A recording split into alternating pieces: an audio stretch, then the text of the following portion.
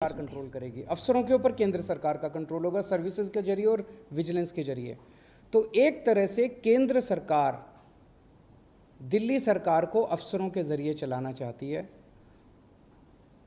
हमारा देश एक जनतंत्र है, भारत एक जनतंत्र है और संविधान, भारत का संविधान की मूल आत्मा यही है कि हम एक जनतंत्र हैं। जनता सरकार चुनती है और उस सरकार को काम करने के सारे अधिकार होते हैं और वो सरकार, चुनी हुई सरकार अफसरों के ज़रिए काम करती है। वो अफसर चुनी हुई सरकार को रिपोर्ट करते हैं। ये शायद दुनिया के इतिहास में पहली बार भारतीय जनता पार्टी ने ऐसा षड्यंत्र रचा है कि अब अफसर जो है वो चुनी हुई सरकार के ऊपर होंगे। क्यों? क्योंकि उन अफसरों के ऊपर केंद्र सरकार का कंट्रोल है। केंद्र सरकार उन अफसरों को कंट्रोल करती है, किसी को भी ट्रांसफर कर सकती है, किसी को सस्पेंड कर सकती है। कि अफसरों के ऊपर केंद्र सरकार का कंट्रोल है और अफसर जो है वो मंत्रियों के ऊपर बैठेंगे। तो जैसे किसी भी डिपार्टमेंट में मंत्री जो है वो अगर कोई आदेश देगा तो अफसर डिसाइड करेगा कि आदेश सही है कि गलत है। अगर अफसर को लगता है कि आदेश सही नहीं है, अगर वो, तो ये बहाना मार के कि वो अफसर आदेश सही नहीं है, वो अफसर आदेश मानने से इनकार कर सकता है। सरकार कैसे चलेगी ऐसे? हम मान लो कहते हैं कि 2 स्कूल बनाने, अफसर कहते हैं नहीं, इस दिल्ली में स्कूलों की ज़रूरत नहीं है। अगर अफसर लिख दे फाइल पे दिल्ली में स्कूलों की ज़रूरत नहीं है तो स्कूल नहीं बनेंगे। हम मान लो कहते हैं कि मोहल्ला क्लिनिक 100 और बनने चाहिए। चुनी हुई सरकार कहती है, हम तो जनता में घूमते हैं, हम कहते हैं भाई जनता मांग रही है इस इलाके में करोल बाग में एक मोहल्ला क्लिनिक बनाओ। अफसर कहता है नहीं, करोल बाग में मोहल्ला क्लिनिक की ज़रूरत नहीं है, बस फिर मोहल्ला क्लिनिक नहीं बनेगा।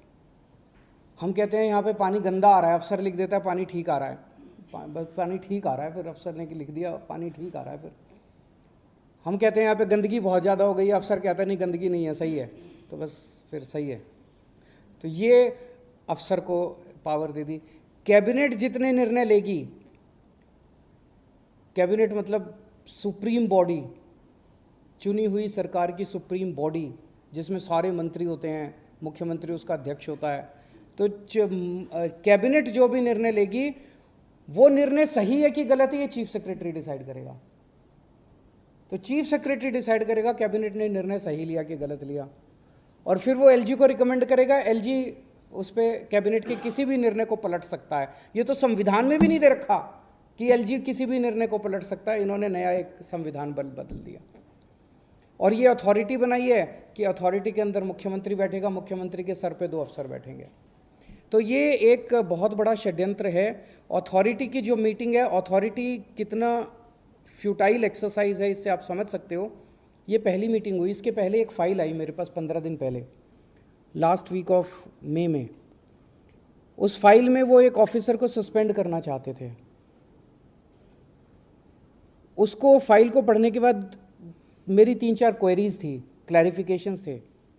तो मैंने फाइल पे लिखा कि ये 3-4 मेरे क्लैरिफिकेशंस हैं और इनका जवाब दिया जाए। उसके बाद मैं बताऊंगा कि मीटिंग किस दिन होगी, कितने बजे होगी और कहाँ होगी। वो 3 या 4 क्लैरिफिकेशंस क्वेश्चंस मैंने लिख के फाइल पे भेजे। वो फाइल मेरे पास फिर वापस नहीं आई, वो फाइल सीधे एलजी के पास चली गई और उस फाइल पे लिखा गया कि अथॉरिटी के 3 मेंबर में से 2 मेंबर्स की सहमति हो गई है, 1 मेंबर की सहमति नहीं है, इसीलिए इसको अप्रूव कर। तो वो तो हमेशा ही उन दोनों की सहमति है, वो तो दोनों केंद्र सरकार के ऑफिसर्स हैं और मैं ही उसमें अकेला हूँ। तो मतलब मैं अगर कोई उस मीटिंग के अंदर क्वेरी भी करता हूँ, क्लैरिफिकेशन भी मांगता हूँ, तो मेरी क्लैरिफिकेशन के जवाब भी देने की ज़रूरत नहीं है। तो वो एलजी साहब के पास उन्होंने फाइल भेजी। एलजी साहब ने लिख दिया कि ऑफिसर को सस्पेंड कर दिया जाए। ऑफिसर को सस्पेंड कर दिया गया। मेरे पास ना ऊपर जाते टाइम फाइल आई, ना नीचे जाते टाइम फाइल आई। मेरे पास तो जब फाइल आई मैंने उस पर क्वेरी रेज की और क्वेरी के बिना जवाब दिए उन्होंने एलजी से अप्रूवल। फिर अथॉरिटी की ज़रूरत क्या यार? तो ये दिखाता है, ये सारी चीज़ें हम सुप्रीम कोर्ट लेके जाएंगे और हमें पूरी उम्मीद है, सुप्रीम कोर्ट से भी उम्मीद है और सारी पार्टियों से भी उम्मीद है कि अगर सुप्रीम कोर्ट में भी मिलेगी, राहत मिलेगी, और अगर राज्यसभा में, संसद में बिल आता है तो उसको जीतने नहीं देंगे। आज एक मुद्दा था जिसमें एक ऑफिसर के ऊपर कुछ डिसिप्लिनरी प्रोसीडिंग्स थी। उसने ये फॉरेंसिक लैब में कुछ गड़बड़ की थी।